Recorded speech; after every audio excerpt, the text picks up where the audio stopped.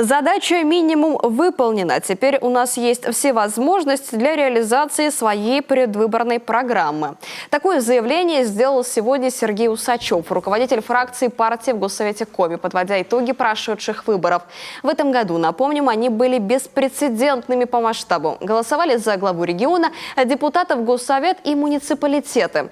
По итогу «Единая Россия» получила 20 мандатов, КПРФ – 4, ЛДПР – 3, «Справедливая Россия», Родина и «Зеленая альтернатива» заведут в Госсовет Коми по одному своему представителю. Региональный парламент становится многопартийным. Мы понимаем, что на партию «Единая Россия» возлагается, во-первых, огромная ответственность и огромный спрос.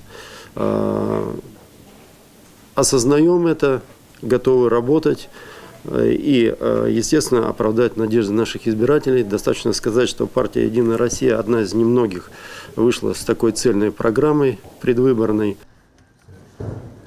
Впервые в Госсовете будет представлено 6 фракций, и такой результат, по словам Сергея Усачева, вполне предсказуем. Избиратели хотели обновления состава и получили его. Лидером остается «Единая Россия». Что интересно, граждане, как показало голосование, больше доверяют конкретным личностям, чуть меньше самим партиям. Оно и понятно, каждый депутат – носитель определенных обещаний, и доверие избирателей во многом зависело от активности представителей партий и их работы в округах. И сегодня стала известна дата первого заседания Государственного совета Коми 7-го созыва. Владимир Уйба подписал соответствующий указ. Состоится оно 23 сентября. В соответствии с частью 2 статьи 72 Конституции Коми Государственный совет собирается на первое заседание на 15-й день после дня выборов, если в его состав избрано не менее 2/3 от установленного числа депутатов.